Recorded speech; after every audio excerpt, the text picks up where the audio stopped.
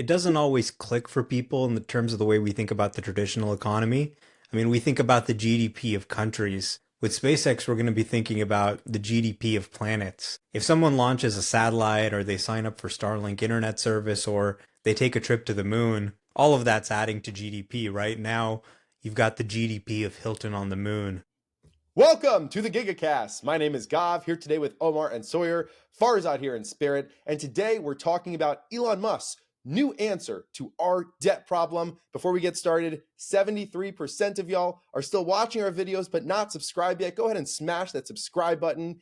And if you're on Spotify, give us a 5-star rating. Let's get right into things. Sawyer, please kick us off. Yeah, so ever since the election, I kind of felt that for Elon, the trade-offs, whether it was financial cost, the hit to his reputation or the impact on his companies, those things could arguably be justified. He was sort of, Trump's right-hand man. He was spearheading the DOGE initiative, aggressively cutting waste and fraud. And, I think he had hopes of reining in the government spending on a massive scale. And at the time, it felt like it could be worth it. But I feel like more recently, I've been like, damn, was this really all worth it for him? The DOGE website was just updated for the first time in 2 weeks, and it only showed a $5 billion increase in savings in 2 weeks. And Elon, I believe he was targeting $4 billion a day in savings, which is around $56 billion every 2 weeks. So they're only doing about 357 million right now. And, still great, but not what they had intended to do. And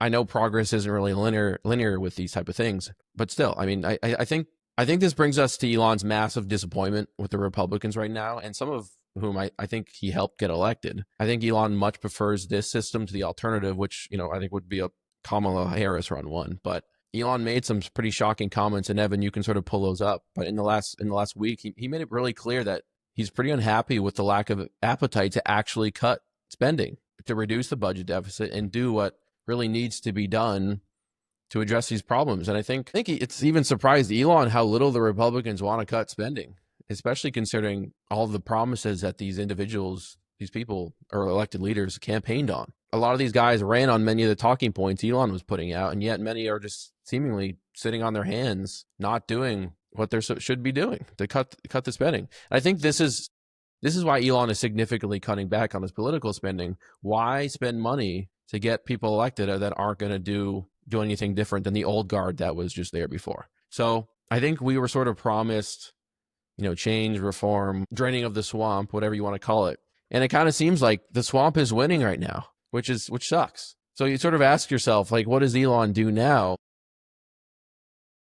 And I think, well, I guess he kind of put this on X, right? He says, I've come to the conclusion, perhaps obvious conclusion, that accelerating GDP growth is essential, and DOGE, as will continue to do great work, but the proligacy of government means that only radical improvements in productivity can save our country. So to me, this is Elon saying, like, I'm going to take matters into my own hands and try to fix this shit myself, leveraging my companies and, the resources he has to drive the GDP growth and help us get out of this budget deficit mess that we're currently in. And Tesla's Optimus robot, he said, will be key to this. But if, Congress isn't going to enact meaningful long-term changes to address our debt situation, there's really not much that Elon can do inside the government. And I think he's realized this recently. And it's kind of sad to see, honestly. Like, after all the time and money that Elon put in, our political leaders are just too damn corrupt and focus on self-interests to really make any positive impact for the American people with the debt crisis. So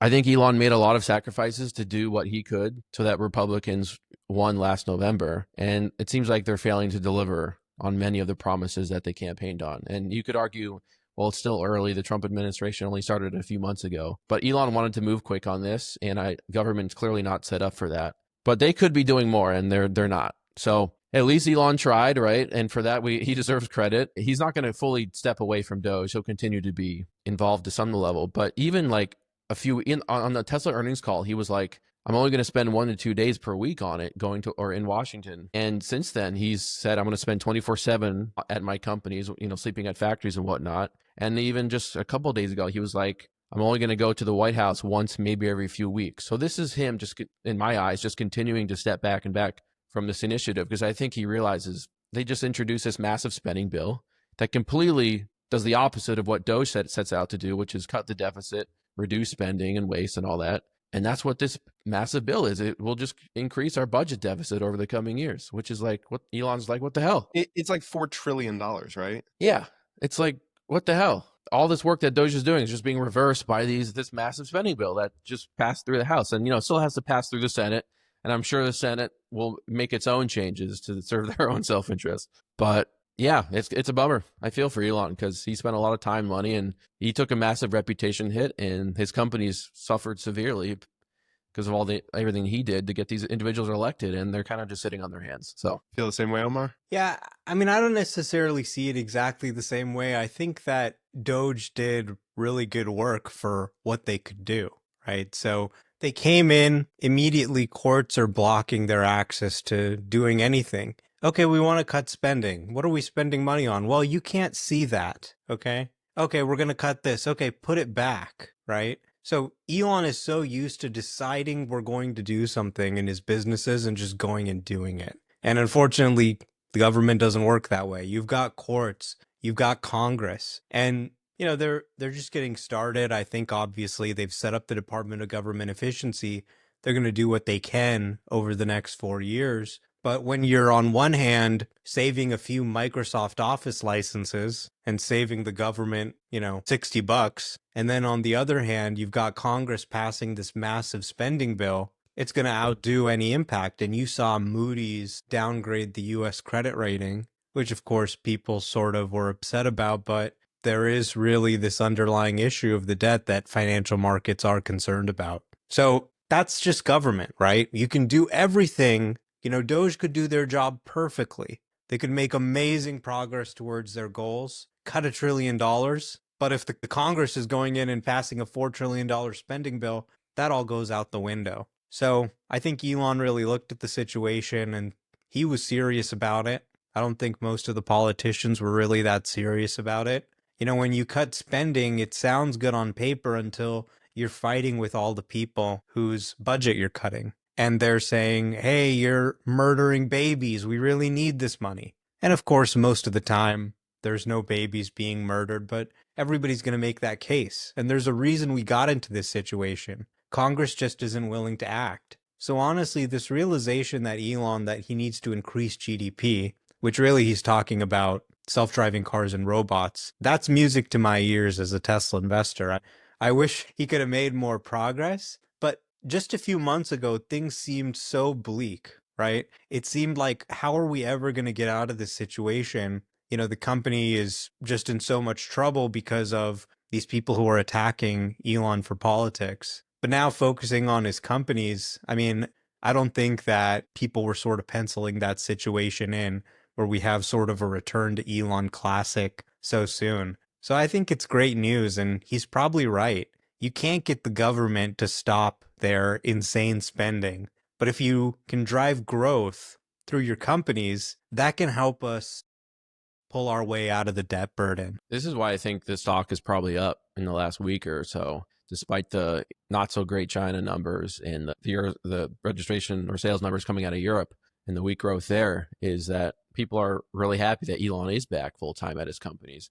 Just in the since our last episode, I have seen almost no political posts from Elon, which is crazy to say because that's all we were seeing just a few months ago. And it seems like most of his posts are just SpaceX, Tesla, company related, which is if you're an investor in these companies, you'll love to see that. But that to me, that just speaks volumes to how disappointed he is with the lack of appetite to cut spending in the government. Have you guys seen the post? And maybe since we already have X pulled up, if you could go to Grok and just ask Grok, how much money did DOGE actually save? Because there's pretty wide disparity between what they're saying on the DOGE website and what independent journalists, independent research studies are actually calculating was saved. And it's a massive disparity. And it looks like, if you look at a couple of these right here, so they say 170 billion.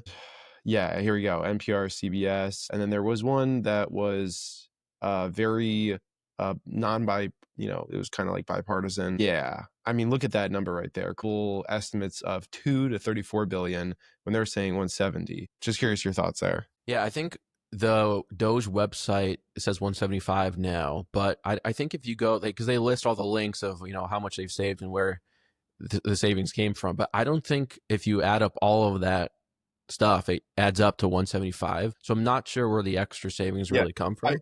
I also saw a couple things where these third-party websites were checking, and a couple of these contracts that it was saying like, hey, like here's money that we saved. Well, they were contracts that had already actually been paid, and they just canceled the contract now for the later services, but they didn't get any of the money back. They'd already been paid up front. And there were others where they canceled whatever it was, a contract, and people went into the website and they're like, this doesn't exist. There's no record of this contract even being out there. And so it's a little bit confusing to me. And I do wish it was, I feel like this whole thing was built on transparency, and I don't see that necessarily. Look, I mean, only in the government do we say, you're a failure. You only saved us $34 billion. I'm not saying failure. I'm not saying failure. I'm just saying they're saying one thing and experts are saying another thing. This is a problem with expectations, right? Elon always sets super high expectations, and when he can't quite meet them, people say he's a shithead. And we've seen this with the robotaxi deadlines over the years. And eventually it comes, right? And if you speak to anybody like 3 years ago, they would have been like, oh, wow, this person saved like $30-40 billion. That's amazing. But because Elon said they were going to save $2 trillion over many years, they're like, this isn't enough. Yeah. I mean, we'll take it, but ideally you'll see it's $2 trillion, but I don't know if they can get there even over the next 4 years. Right. And we are hitting that 120-day point now, right? Yeah. You need Congress to enact cut in spending. You can't just do it straight through DOGE through waste and fraud. There isn't $2 trillion of waste and fraud that Right. DOGE can cut. You're going to need some congressional bills. Yeah. Yeah. You have to have some long-term legislation that can meaningfully bring down spending to be able to fix this debt crisis. Were there specific things in this bill that you guys looked at and said, that's waste? Have you gone through it? Yeah, I did. I thought I did a post on this. I can't remember. Well, one, it gets rid of the EV credit, right? I mean, that's unfortunate, but we kind of expected that. But then it introduces credit for American vehicles. Yeah, like if you purchase an American vehicle, you can deduct the interest expenses for your taxes up to $10,000, which that's a lot of money for. And Teslas are made in America, right? Do they not qualify for that because their parts are not all American made? Yeah, we don't really know. I don't know all the exact specifics, even though I've read this section actually in the bill because there's more to it. But I wouldn't be surprised if the Senate still has to vote on this. I wouldn't be surprised if they end up changing some of these things because there is a lot of waste in there that just isn't needed. Yeah. Omar? Look, I mean, whether you believe they saved $2 billion or $30 billion or $170 billion, it's honestly kind of neither here nor there. Because if they have a $4 trillion spending bill, which is mostly, I think, coming from tax cuts, they're not taxing people. I think they're extending some of Trump's previous tax cuts, then the deficit is still going to go up, right? So, I mean, I think the negativity around DOGE has been kind of insane, and it kind of helps you understand why we have a multi-trillion-dollar deficit, right? I mean, efficiency, cutting spending, that's a culture that we should want in our government, definitely. But the reality of politics, I think, makes it very difficult to actually have an impact. And they kind of nailed the symptom. When you look at the U.S. credit rating downgrade, when you look at everything else that's going on in the bond market, they were spot on about the need to get the U.S. government's finances in order. But the political machine is not one that can move quickly like an Elon company.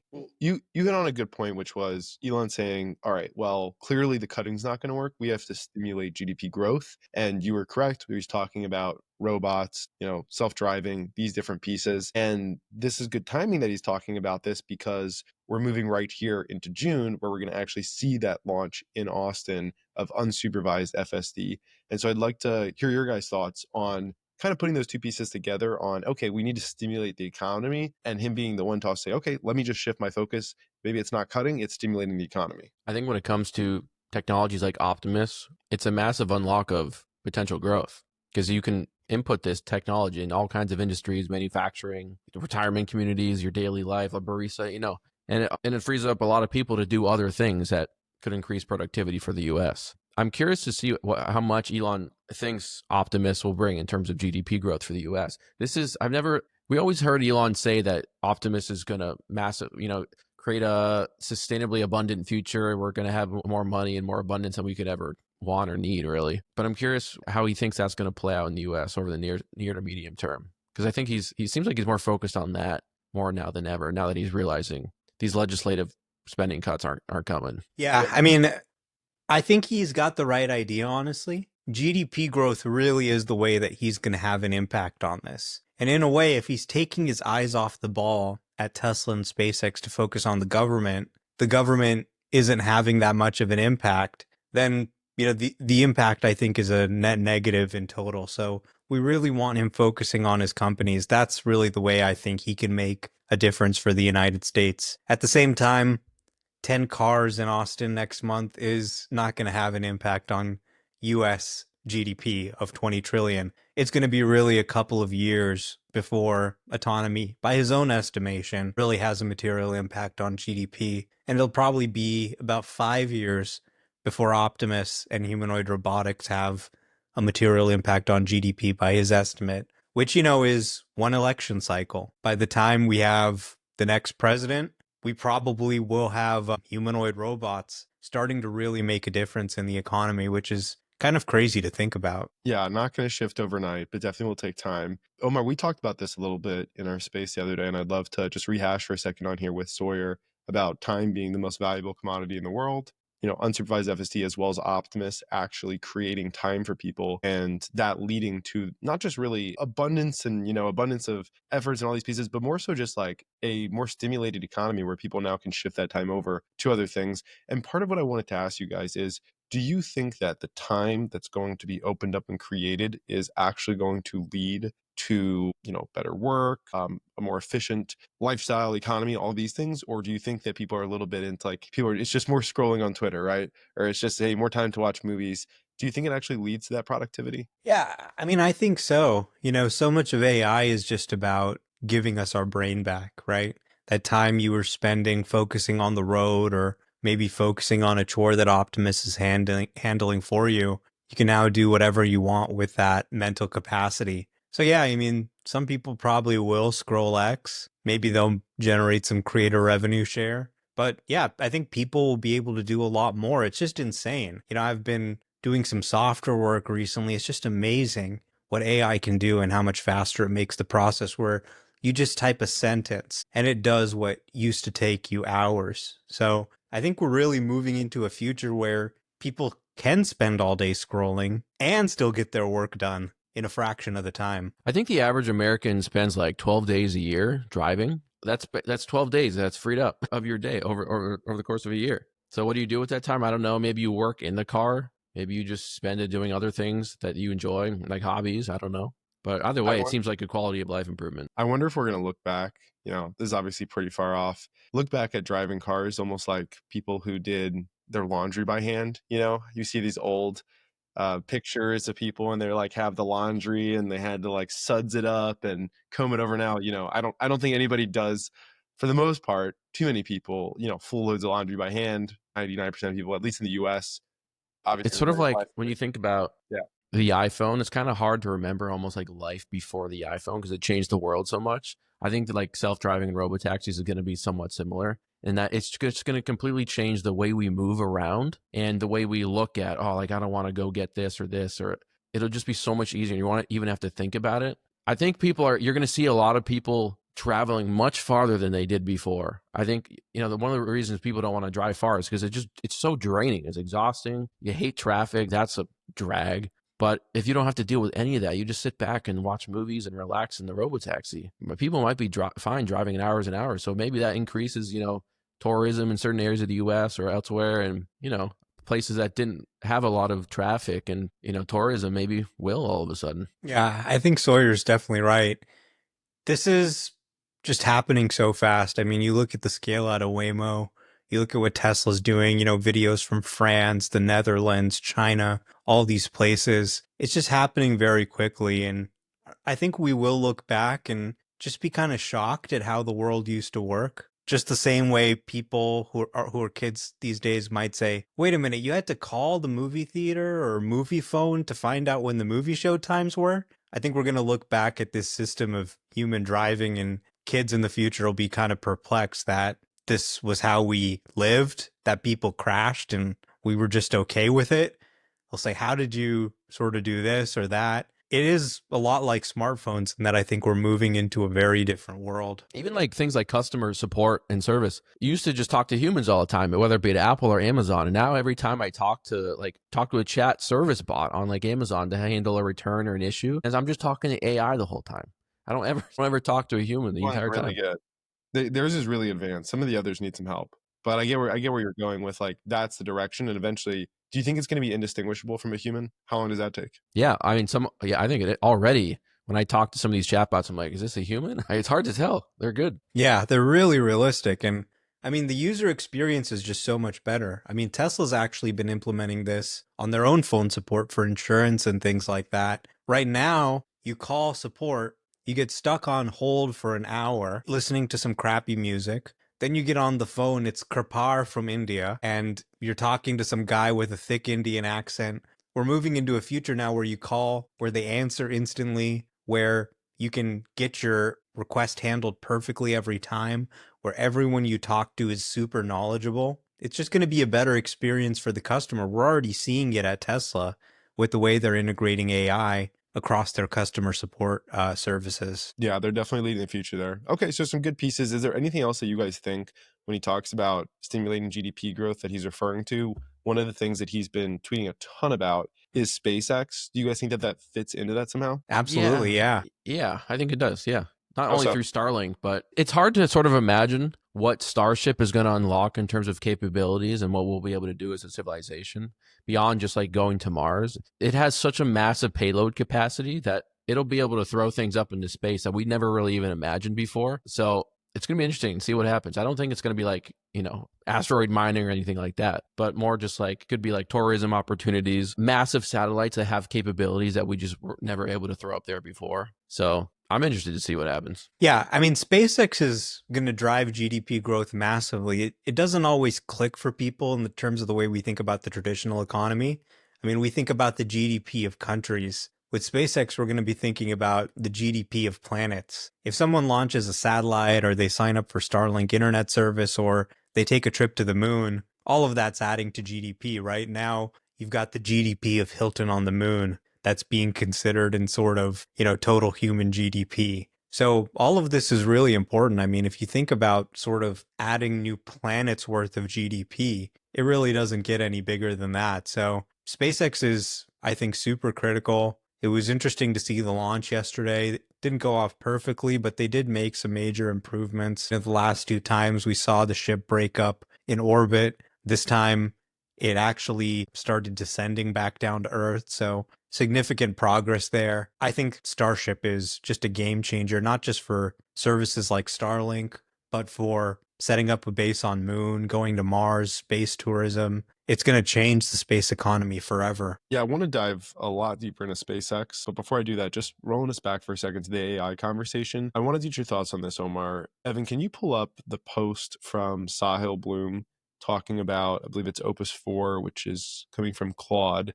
And there's been two instances that I saw of AI this week where people were making posts about AI essentially disregarding commands or, straight up disobeying and trying to do something else. And so this post, you can take a look, it's from Anthropic. They classified this as a level 3, which they said poses significant higher risk. And they said they implemented additional safety measures, but the main thing was the system card. So the model was given access to fictional emails about its creators, told that it was going to be replaced, and then it tried to blackmail the engineer about an affair, well, obviously fake, mentioned in the emails, right? It really was like, do not shut me down, and started trying to blackmail him. So they're taking on like real dark human tendencies. I wanted to get your thoughts on this. Yeah, I mean, obviously the AI didn't really rebel or break out. What they're doing here is really trying to do safety testing. So Anthropic obviously was founded by a bunch of OpenAI engineers who left the company because they wanted to focus more on AI safety. And I think the risks that they're talking about are real here, right? I mean, if you train a model on the internet, is it going to pick up survival tendencies that humans have? And could it do that in ways that are, it's almost kind of funny here, the sort of example they contrived where they had evidence of an affair and the model threatens to expose the affair if the human tries to shut the model down. I mean, I think almost they kind of wanted to make the model do that, or they wanted to sort of demonstrate the capability to sort of make that case about safety and how important it is. But honestly, Elon has been very sort of prescient about this and very forward looking. He's been talking for a long time about AI safety back when it seemed like a very far off kind of thing. People would say, well, computers can't do that. This seems almost silly to worry about. To now we're having these models where we're training them, they're gaining these sort of emergent capabilities. And yeah, we probably do need to be worried a lot more about stuff like this where the model's trying to survive even when the creators want to shut it down. Is it just like inevitable that there's going to be some company that has some really powerful AI or whatever, and they just screw up in terms of the safety restrictions and all that, and then all of a sudden this thing is trying to take over the world? I don't know. I don't trust a I lot mean, of these that's kind of companies. what it seems like. This feels very Terminator here, what Anthropic is talking about. So hopefully they figure out a way to fix that. It Like I feels like trust Elon and like some of the bigger companies, but like there's got to be some company out there that's just going to screw up massively, and it just ruins the party for everybody. kind of feels like from Avengers, who was the robot that kind of tries to take over the world. Yeah, it's like Age of Ultron one, I think. Yeah, Ultron, Ultron. exactly. Yeah. Yeah, this it feels like all AI needs is a body now, right? Yeah. Yeah. So Yeah, there, we're yeah, very much moving into a science fiction world, both the good science fiction and the bad science fiction. yeah. There was one other story similar this week, but it wasn't about where they leaked any like fake emails or anything. They basically just sent a prompt to the AI requesting it to shut down, and it averted it and found some way around it or something like that. It wasn't as big of a story, but it was just interesting little things to note. But I think you guys make good points, right? Elon's the one who's actually been pushing for AI safety. He was one that proposed, I believe, a bill around it, right? Was talking about where open AI was going. And so he has been focused on that. But certainly there's going to be someone that it's kind of like a, little lab in a place named, Wuhan, where something bad happened and came out, and some AI lab in who knows where, Iceland. Next thing you know, the AI is just coming out and it's spreading around the world and crazy things are happening. So yeah, all right, let's rotate back to SpaceX then. So let's talk a little bit about it. We had a SpaceX launch yesterday. This was the 9th test launch, their largest, most powerful rocket ever. And there were parts of this launch that were success and parts of it that people would call a failure. There was a very funny article that, Sawyer, I believe you might have had a hand in getting deleted, or tweet or post, whatever it was, from maybe New York Times or something like that. They Yeah, essentially ABC stated, News. they stated that, launch to Mars is unsuccessful. ABC News, yeah. I mean, Recent the mission fact to that Mars. they call the previous 8 quote unquote missions of failure is hilarious, and considering they're not missions, they're just test flights. But and then if you look at right below that in the description, they say recent missions to Mars have ended with the destruction of the spacecraft. It's like none of these things were ever going to Mars. And I think they realize this is not good journalism. Let's delete it. But yeah, I mean, so SpaceX had their 9th Starship test flight. Yeah, it's been almost 3 months or 2.5 months since the last one. I think a lot of people want massive and progress really quickly with Starship program, and they knock Elon anytime these starships blow up, which happens a lot. But that Elon has the mentality of like move fast and break things. They're not going to take the sort of NASA approach where they just take years and years to do one launch and they have to get it right the first time because they can't afford to do another. Like SpaceX has the ability to do a lot of these launches because they're cheap enough that they can blow these things up and have another one already in the pipeline. But I think a lot of people don't understand like progress with rockets, and on this front, it's good for SpaceX to quickly run these things out to the pad and throw them up in the air and test them, and if they blow up, fine. And I think a lot of people paint that as it's a failure. They failed to reach their objectives, but they had more than one objective of just, landing in the ocean. They had a million other things that they were testing. The Starship itself made it to the scheduled ship engine cutoff, so that's, an improvement over the previous flight. They weren't able to do that in the 8th test flight. No significant loss of heat shield tiles during the ascent, which is a big improvement. There was a leak that caused the main tank pressure during the coast phase and the reentry phase. But so they're going to get a lot of data there. Elon did say that the launch cadence for the next 3 flights will be faster at about 1 every 3 to 4 weeks. I think what's tough for SpaceX is they haven't really been able to figure out these heat tiles yet. And that's one of the biggest problems that they're continuing to face, is that this has never been done before, where you have this ship that comes out and it's fully and rapidly reusable. So they don't want to have to replace any tiles. So they have to create a tile that can withstand the massive amount of heat and force of this when the ship is coming re-entering the Earth's atmosphere. But they haven't been able to do that. And unfortunately, the ship itself has sort of exploded the last 3 times before they've been able to actually test the full re-entry back to the Earth. So the tile team doesn't have all of the data that they probably would like, but nonetheless, they already have a few Starships in the pipeline that they're going to get ready in the next few weeks. So hopefully they're able to get past that point. I think a lot of people are questioning, is version 2 of Starlink just unreliable? Because version 1 was the one that was making it, they were able to catch it. Actually, I think that might have been version 2. I can't quite remember. But version 1, Starship at least, was able to go up, come back down, and land in the ocean. It's version 2 that has struggled to do that. But I think they're going to figure it out. The progress isn't necessarily linear with these types of things. And so they're going to continue to go up there and blow, ships up, hopefully at a slower pace over time. But yeah, I think the SpaceX team is an incredible team. There's one engineering team that can figure this shit out. It's them. So I think we just got to give them time. One thing I will say, though, actually, I didn't touch on X yet. The Mars launch window opens up in, I think, November, December of next year, of 2026. And Elon wants to send a Starship with a Tesla's Optimus robot in it to Mars by that point. But it's going to be tough to meet that deadline unless they make some really rapid progress over the coming months with Starship. They still have a lot of work to do, it seems like, on the heat tiles and the reliability of certain things. Their Raptor 3 engine, which is a significantly improved engine, a simplified engine. It doesn't need its own heat shield. That sounds like it's going to go into the ship starting late this year. So maybe that'll help with some things. Well, it will help with some things, but hopefully reliability as well. So going to be interesting to see if they can meet that Mars deadline. I think it's going to be tough, but we'll see what the progress looks like over the coming months. Yeah, there you go. Yeah, that sounds like a tough deadline to hit. I don't know if they're going to be able to do it, but if anyone can do it, it's them. So, I mean, can you imagine if these test flights had all been Mars missions, as ABC News reported, and they had just lost it the entire time? That would be actually bad.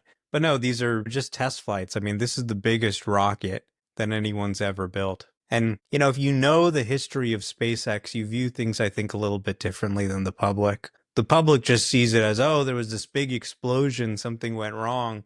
If you look at the history of SpaceX, I mean, they took the money that Elon got from selling PayPal to eBay, and they said, we've got money for 3 launches. And they sent the first one up, it exploded. They sent the second one up, it exploded. They said, all right, we got to get this third one to orbit or the company's going to die. And they sent it up and it exploded. And most people would have said, all right, that's it. Pack up your bags, guys. But they picked up the pieces, the scrap pieces of those rockets and pieced them together into a 4th rocket, and they got to orbit. And now they're the biggest company in space. So this really is the SpaceX way, pushing things to the limits, learning, trying things that are ambitious, right? I mean, they've done some successful booster catches. Yesterday, they really tried to push the angle of attack on the booster reentry to a new level. It was actually the first time they've reflown a super heavy booster. So, they're making progress. They're pushing the boundaries. You don't want to push the boundaries on a real flight. The test flights are the time to push these boundaries, to learn things. But, I mean, that's success, right? People only see that moment at the end where you succeed when you have programs like Falcon 9. What they don't see is everything you had to do to get there. I think even Falcon 9 took like 40 tries before they actually were like able to make it fully successful. Like it takes a while. Yeah, this is just kind of the SpaceX way. It's their process, and honestly, you can argue with it, but it's made them the #1 company in space. So that's hard things, right? People think that hard things are about, you go in there and you just do it. And a lot of times you have these naysayers, you have these people who say it can't be done, and they're right to some extent. That's why people don't do it. These things are challenging. People see that robotaxi service in Austin. They don't see the 5 years of failure that led up to the point, updates that had to be pulled, issues that people had over the years, all these hard problems they had to work through to get to the point where it finally works. And that's really what sets Musk apart. Most people would try it and give up and say, hey, this is just impossible. But they just keep pushing. They keep iterating. And that is what sets them apart. It's also worth noting that SpaceX doesn't have to test in public like this. They don't have to live stream these things. They choose to do that, and they choose it for whether it's good or bad, the results. They put it out on display for the public to see and view, and I think it's incredible that they do that. It's really inspiring to watch these launches every time, but they don't have to do that. So they continue to test in public, so to speak. And, it's unfortunate the legacy media continues to paint these things in negative light. CNN yesterday showed on live air the live stream, but only once it started going wrong. They didn't bother to show the initial launch or anything. They only started to show it once the Starship was sort of on fire and barreling down from the sky. So, that's legacy media for you, I guess. But they'll figure it out eventually. What does each one of the launches cost them right now? We don't actually know. SpaceX doesn't really share that. It's clearly not so much that they can't do a lot of these, but it's not like a NASA launch, which costs, like $2 billion per launch, or something. An SLS launch. It's not like that. It's like probably 1% of that. Or no, probably like the 50 to 100 million would be my guess. I don't know. They're not cheap, but they're not so expensive that they can't do a lot of them. Yeah, probably tens or even hundreds of millions of dollars. Yeah, but they do need Starship to work to be able to unlock their ambitious goals. Like if Starship doesn't work, they can't get to Mars with Falcon 9, and they can't get version 3 of Starlink up in space, up in orbit, because Falcon 9 won't fit in Falcon 9. So they need Starship to work for all kinds of reasons. For people that just don't have the comparison, how much bigger is it going to be than Falcon 9? Or how much more Starship? Can they set up? Fully stacked, I believe Starship is like about roughly twice as tall as Falcon 9. And Starship, I think, will have, Elon throws all kinds of numbers out there, but have like 250-ton payload capacity or something at max capacity. Like I think even Elon's mentioned numbers even higher than that. But Falcon is a fraction of that. Starship, you'll be able to like fit some massive satellites in there. Yeah, there you go. Almost not quite twice as tall, but almost. But Elon did say Starship is going to continue to get taller, so it might eventually end up being twice as almost tall. triple the circumference. Yeah, it's a massive difference. So this is really going to unlock a revolution in space if and when they can get it to work. The amount of payload they'll be able to get up into space is like nothing we've ever seen in the history of space before. We've never had that capability. So at the point where this thing is working reliably, it's a new era in space travel for humanity. Yeah, so Falcon 9 has a roughly 17-ton payload capacity. I guess theoretically its maximum is upwards of 23. But Starship is going to be more than 5 times that. In some cases, 10 times that, if you don't care about saving the booster or, expending some of the parts. So, yeah, massive. Yeah, that's a massive difference. Yeah. To be able to get up 5 times more payload in a single launch. Yeah, it's pretty crazy when you see the comparisons and just the direction that it's going. So we're 9 in. They're now doing one every 3 to 4 weeks, right? The goal is, and you guys both agreed that you don't think the timeline's super realistic, about a year and a half, right? To be able to send one of these out. Yeah, it really depends. Like, can they make rapid progress over the coming months? Elon is now back full time at his company, so that will actually make a huge positive difference for the team. We sort of saw rumors on SpaceX, or on X rather, about morale maybe being low at SpaceX and things not going the way they should, because Elon wasn't around all the time the way he was before. But now he's back full time and going to kick everybody in order. So we'll see what happens. You think they should make some SpaceX Jowua products? Little booster. Some accessories for the Starship. Yeah, maybe Dragon could use a tissue box. Yeah. Hey, gets lonely up in space. Yeah. Starship gaming controller. Yep. I think you got to kill the time somehow. You got 8 months. Yeah. Speaking of which, we'll talk more in Tesla Corner in a second. But for those that have been watching along, you are probably familiar with our sponsor, Jowua. If you haven't, they make the best Tesla accessories for your car, hardware accessories. They've now created bundles specifically for our audience. We have a link. It's pinned right below the video. It's our top YouTube comment. It's our top Twitter comment. And it actually gives you a great discount as well. So if you are a Tesla owner, you have to go check out the shop. It's really a must-have. Some of these items, everyone that I know that has a Tesla, they don't know how they lived without them before. They really just add a lot of color and character. This is one of the best packages right here. It's that all-in-one interior, right? Everything from floor mats, rear underseat vent covers, organizers. You got your glass roof sunshade, all these different pieces put together. I'll double back to this in 1 second for a little bit more conversation. So if you are someone that is a Tesla owner, hang with us for a minute. Before we go down the Jowua rabbit hole, last topic I wanted to touch on was Neuralink. Neuralink has closed another round. Looks like they're progressing. We hit on this last week, talking about how they're up to 5 patients now. What do you guys think it means for them to now have more money in the bank, close another round and have some patient updates as well? I don't think money was ever the issue. They, obviously Elon Musk is the co-founder, so they really have He's got a unlimited little bit of access to money. money theoretically. Yeah, I believe they raised $600 million at a $9 billion valuation, pre-money valuation. So post-money, it's $9.6 billion. But they now have 5 humans with Neuralink implants in their brains, and it seems like they're all doing well. And they can control computer mouses with their minds, which is wild. And then later this year, they're going to start doing their next generation implant, which is called blind sight. So their first implant is telepathy, and that's to help people with mobility issues, such as with ALS, or maybe they're paralyzed, to be able to like control computers and whatnot. But blind sight will be able to help blind people literally see. I know how the science of that works. That blows my mind. But they're going to implant a chip into somehow and make people that can't see be able to see again, which is like such a life-changing thing. So they're going to start doing that later this year. Are the people going to, just for those who are trying to think, how's this going to work? The chip that's connecting, is that connecting to a camera? Is that connecting to their eyes, right? Pieces like that? No, connects to their brain, and it Right. fixes some sort of issues that it's happening in their brain to be able to see again. I haven't like dug into the actual science of it and how like they actually make all that work. I want to at some point, but yeah. It was really cool for me to see it as well, because this has got to be 15 years ago. I remember studying in a science book where they were building out technology to help blind people see, and it wasn't nearly this advanced, but they basically had a chip that could be inserted, and it would actually have connection to a small camera that would then be mounted on glasses. And people could basically wear those glasses and see basically what the camera feed was seeing. But this is this won't be that. This will be a much better solution where you'll be able to see out of your actual eyes, not some camera. Way better. Yeah.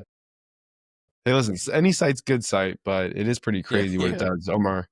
Yeah, sorry, go for it. Yeah, I think Elon said it's going to be kind of, primitive at first, kind of like early computer graphics, but the product is going to improve a lot over time. So, I mean, restoring sight to the blind, that is obviously incredible. I mean, we're getting into kind of Jesus territory here with some of our technology. And I mean, Elon's got some crazy companies, launching the world's biggest rocket, electric self-driving cars and robots. But Neuralink might be the craziest one, honestly, from a tech perspective, interfacing with the human brain. And you talk to some of these people, like I was just talking with Bradford, one of the recent Neuralink patients on X Spaces. And I mean, it's completely changed their life, this product. It has such a profound impact. So I'm really excited that they've gotten a fresh infusion of capital. I think this is definitely deep in sort of the hard tech space.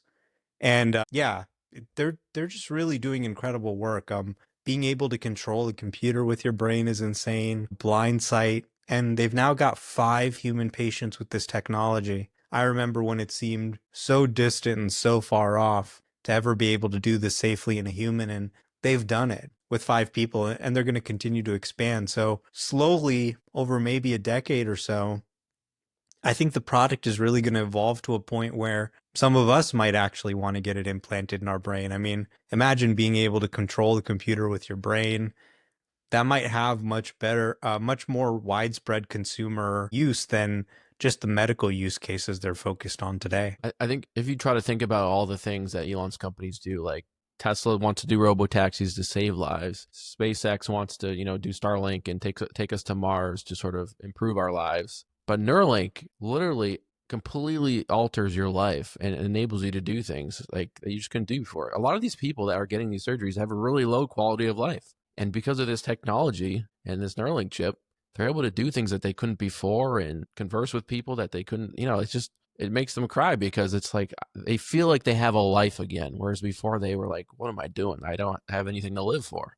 But now they do. Yeah, absolutely. I totally agree. And you can just really feel it talking to the patients. I mean, say what you want about the guy's tweets or the guy's politics, but how can you be mad about restoring sight to the blind? And that's just true of really all his companies. These companies have such a profound impact on people's lives. One of the things that Bradford, the Neuralink patient, said to me is he's just smiling a lot more. He's able to do the things he wants to do. So, we don't really think about this, but he couldn't really travel. And the reason he couldn't travel is if he's in the car for, let's say, a few hours, he has no way to communicate because the eye reader thing that he had to communicate, it doesn't work well in the sunlight. So just having that Neuralink technology, now he can travel. Now he can go outside. He's doing things that are making him smile. That's the way his wife put it. And honestly, it's true across all his companies, whether you're talking about Tesla, sort of the smiles those products bring, the convenience they bring with FSD, the safety improvement. It just really kind of highlights when you look at companies like Neuralink, how can you really be against this guy? You know, you may disagree with his politics, but the list of things these companies are doing and the teams behind them are doing are just incredible. Yeah, it's a very profound impact. And I agree with you. I think that there's going to be a more widespread case. Obviously, it'll start with those that kind of need it. Then it's going to go to early adopters. And then it's going to go to the people that just see the use for it in their lives. Really, really great thoughts there on Neuralink.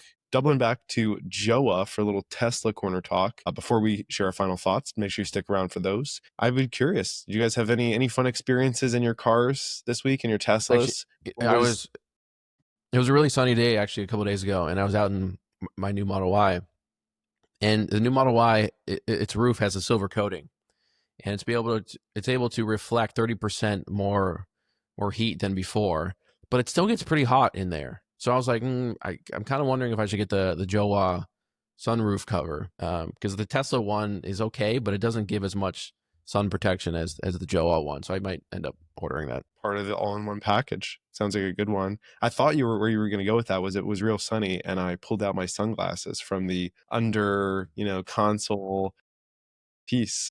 I do that every day. Yeah. Yeah, some pretty cool sunshade bundles that can just cover all your different areas. I know that 169 one is pretty popular. I was taking a look through from the last episode, just what was most popular that people were buying. And when it comes to Joe, and reminder, by the way, code GigaCast to save a little bit of money here, doing our best to hook the audience up when it comes to these. So yeah, we really encourage you guys to just order something, try it out. I think you'll really like it. They make really good quality stuff. We love it. We wouldn't be plugging it if we didn't like it ourselves. We're not just doing this for money. I thought it was funny. Somebody the last order that came in, they didn't buy just one foldable card tray. They bought 2 foldable card trays. And I wonder if maybe they got one for the wife as well. Oh, great presents, by the way. If anybody is doing things like that. I know we just had Mother's Day. I'm sure there's more holidays coming up if you have somebody in your life that has a Tesla. And they bought the re-engineered Model 3 glass roof sunshade. Wow, they got the sunshade and they got the foldable car trays, 2 of them. So it seems like that was pretty popular for people that were going ahead and grabbing these. And then I also saw people grabbing the center consoles. Do you guys use the center consoles? That was actually funny because you, Charles, my COO, just bought a Tesla. And the first thing you recommended to him was the center console, I believe. Yeah, it's super useful. I mean, if you want to charge other devices too, they have that little like power strips. You just throw it right in the center there, and it's good for like laptops or whatever else, or camera gear, because the phone chargers are great, but it only does the phone chargers. So yeah, the center console USB hub is great because then instead of digging into the center console for the USB port and probably getting an FSD strike, you can just plug it in right there at the top. And I was doing some road tripping this weekend, spending some time charging. I was really enjoying the game controllers. They're really great for playing Beach Buggy or any of the other games on your Tesla. I love that you can just throw them on the wireless phone charging pad, right? Because that's the issue. You pull out these game controllers and they don't have enough charge. So you just throw them on there. They're super easy to charge. They're compact, much more compact than having a PlayStation or Xbox controller in your car. So I have a few of those in there. I also actually put on the screen protector for my Cybertruck. And we were moving some stuff. We had some cargo that was kind of in the center area. I didn't want it to scratch the screen. So I said, oh, perfect. Let me use this screen protector. And of course, I got to give a shout out to my favorite accessory, which is the magnetic phone holder. The Tesla wireless charger, your phone just gets so hot because it's sliding around. The wireless charging can't get a good contact. So this mounts your phone. It makes it easier to keep the cabin camera happy, and it charges your phone at the same time. So this is definitely, I think, a must-have. Last thing I'd mention, I saw Omar post about this. I didn't realize that Jowua sold these, but your SD card, and I think it's highly recommended that everyone has an SD card, right, in their Tesla, especially, to capture that video. You use Jowua SD cards for your Tesla as well. which I saw you post that. Yeah, I've got one of these things from Jowua. It's the USB hub. So they actually have an SD card slot and a USB slot. So you plug this in your glove box, and then you can save your dash cam drive onto an SD card. So if you prefer that to USB, that's super handy. But also, I record a ton of FSD videos. I started using the Jowua SD cards for that too. Because honestly, I would have problems sometimes, things would get corrupted, the SD card would get damaged. Haven't had any problems with the Jowua ones. They just work. So that's what I've started using. Yeah, I love it. Thank you so much to Jowua for sponsoring the GigaCast. As always, it's a great fit, right? Our audience, if you're watching this, you're probably very passionate about Tesla. Probably like half of you own Teslas. Maybe you hadn't even heard of Jowua yet, though. Go check it out on the website. Like Sawyer said, very high quality products. Doesn't hurt to just try one, but my encouragement is get one of the bundles.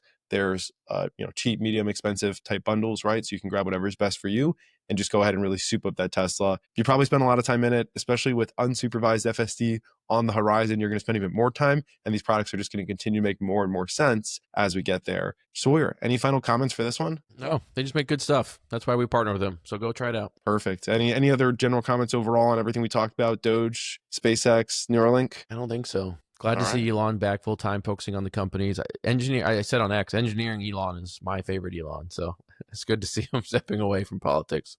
Agreed. Omar? Yeah, this is Elon classic. Everybody loves Elon classic. Even the liberals who are burning down Teslas, they actually like the space travel. They actually like the electric cars. Everybody likes it, right? So it's kind of like when Coke did New Coke and then went back to Coke Classic. This is Elon classic. Everybody loves Elon classic. So I'll just leave us with one thought, and I'll say this is the last GigaCast before June 2025. So next GigaCast we're doing, it'll be June.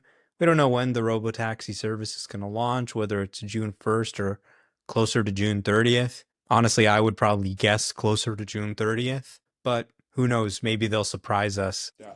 Really exciting times ahead. Thank you again to everyone that tuned in. Of course, if you haven't already done it, please subscribe, leave that 5-star rating on Spotify, and we'll see you on the next one. Looking forward to it. Take care, everybody.